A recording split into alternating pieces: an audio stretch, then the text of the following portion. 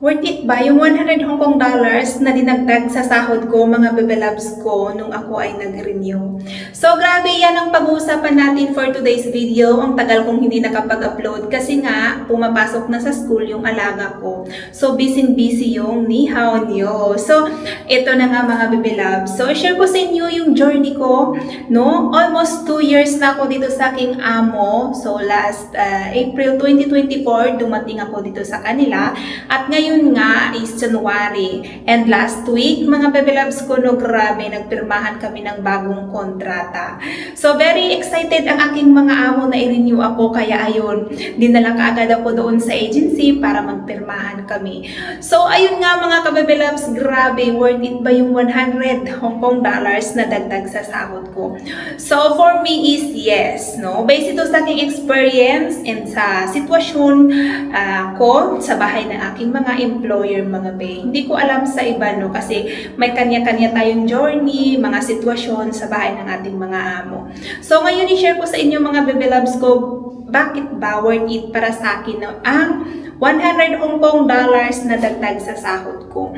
So, ako mismo, nung nag-usap kami ni amo, tinanong ako yung mga hinaing ko, yung ano ba yung mga gusto ko or yung mga request ko sa kanila. So, ako yung una nilang in-interview, kumbaga. Ako yung muna nilang tinanong about sa kung ano yung mga hindi ko nagustuhan, or dapat pa bang i-improve. So, ako yung unang tinanong at ano ba yung request ko kung about din sa bakasyon, kung kailan ko gusto umuwi, lahat na yun na pinag-usapan na namin. So, mga bebelabs ko, tinanong ako kung ano yung request ko. So, sabi ko wala akong request kasi wala akong reklamo, walang problema sa kanila, pati sa trabaho, wala talaga. So, okay ako sa trabaho, no? Walang problema doon. Sa bata, sa amo ko. Although, may napupunta sa bahay nila, no? 2 matatanda, bali nga 3, yung 2 mag-asawa, pero MWF, side sa lalaki, side sa babae. Pero mababait, hindi ako masyadong fluent mag-Tagalog kasi hindi tayo pure Tagalog. So, sana maintindihan nyo. So, maghinay-hinay lang ako dito mga beno para, ayun nga, magiging straight yung salita ko. Ang mga lola naman is walang problema, kaya mababait sila, no? Yung sa pagkain, kung tinatanong nyo kung madamot ba sila, pag-usapan natin yan. Kung kasya sa video na ito, yung topic na yan. Kung gusto nyo, kung hindi kasya, no? Kung medyo mahaba, hindi kasi maganda kapag medyo mahaba na, no? Gagawa ko ng another video about sa pagkain. Ayun, mag-comment lang kayo sa baba ng ating video para malaman ko kung may interesado about sa kwento ng madadamot na mga amo. So, sad to say, no, meron talagang mga ganyan. Pero, swerte ako sa mga amo ko kasi hindi sila ganyan. Mga bababait sila. So, yun nga be, no? Cut the story short, sa side ko, wala akong reklamo. So, nagsuggest ako sa kanila kasi hindi pa pala ako nagsuggest sa kanila about sa sahod. So, ayun nga, sa part naman nila, sinabi nila sa akin na sa trabaho, wala silang reklamo. No? Okay daw ako sa lahat-lahat.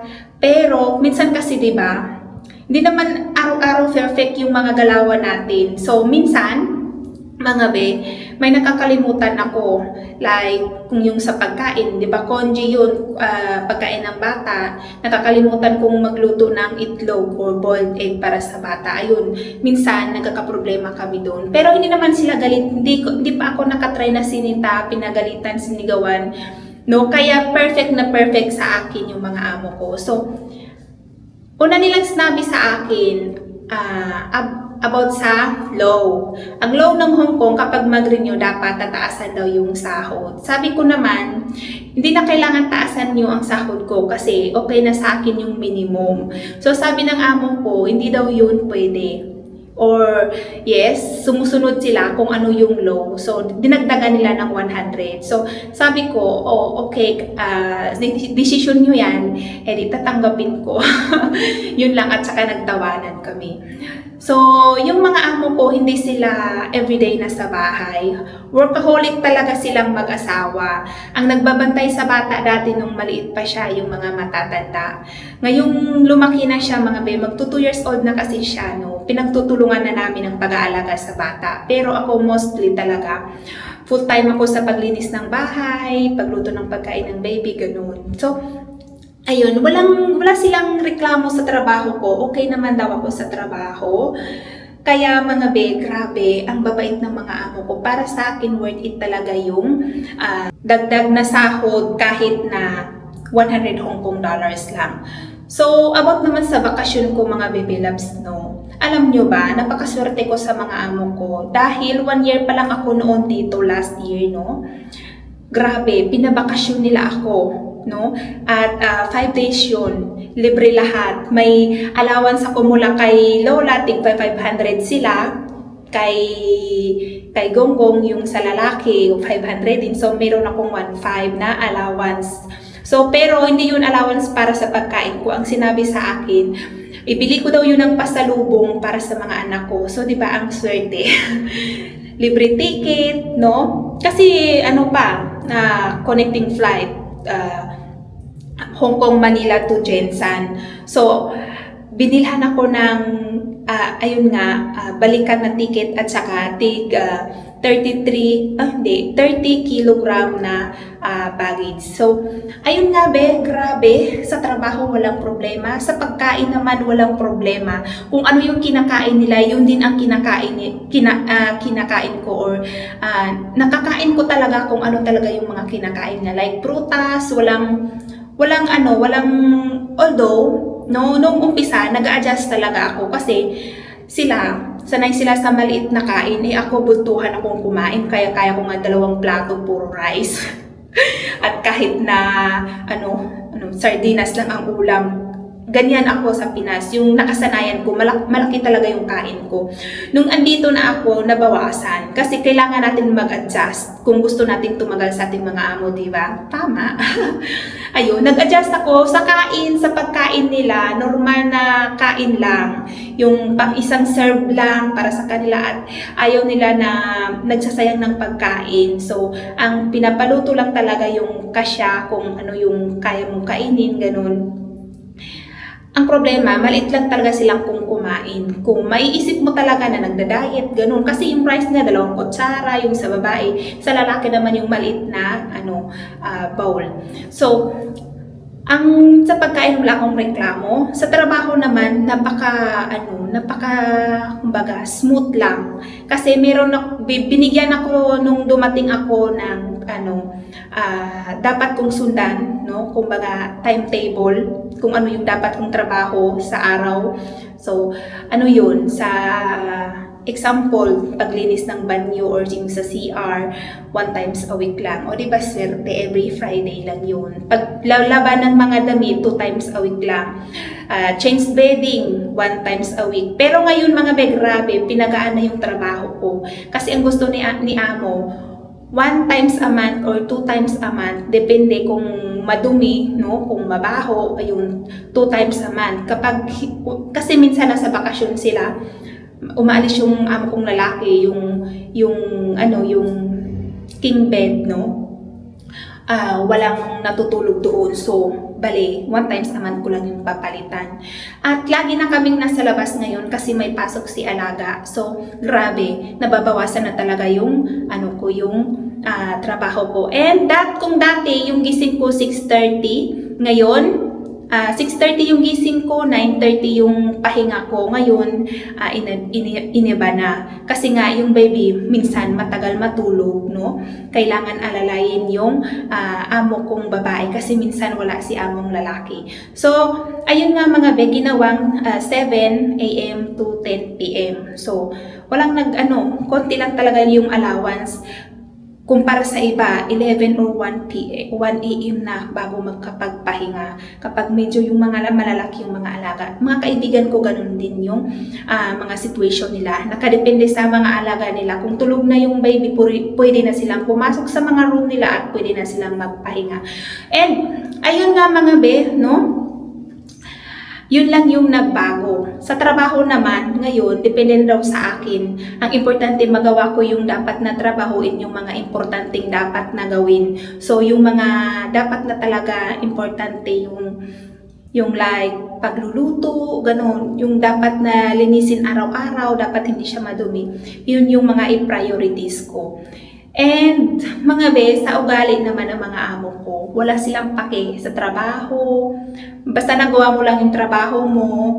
Tapos kapag magsalita nila, napaka-slow, smooth, hindi sila naninigaw, hindi sila pagalit. So, never ko pa silang nakitaan, mga baby loves, no, na nag-away, na nagsisigawan.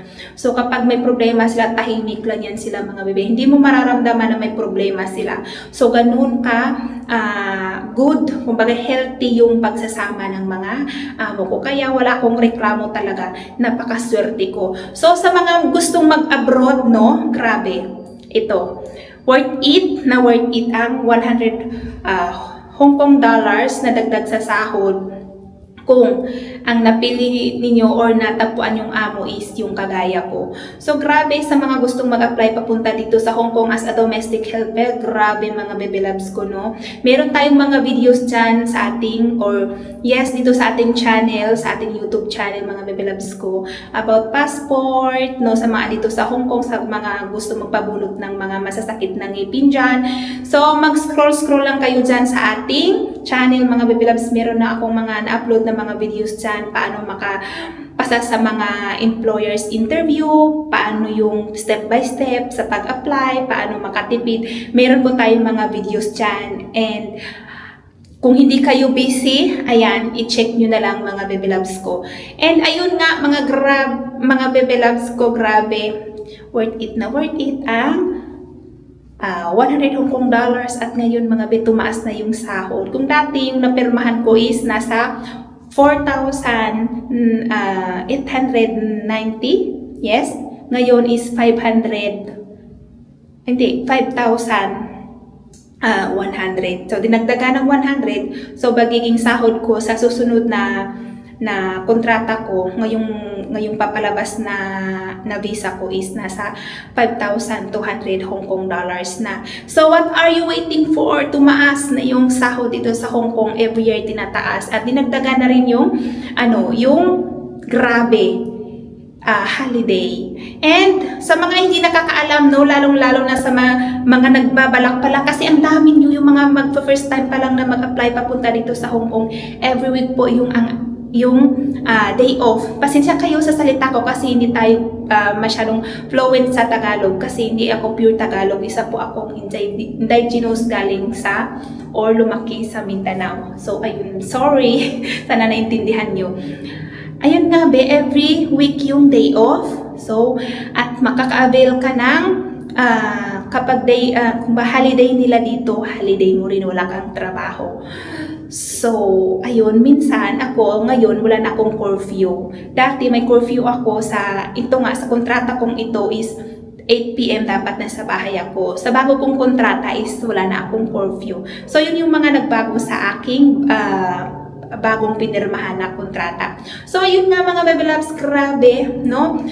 Sa mga nag-comment na on the way or on process na sila sa kanilang journey sa pag-apply, grabe.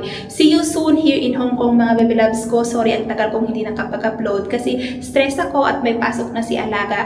Busy to the max na talaga si Ni Hao. Grabe, bye-bye. God bless.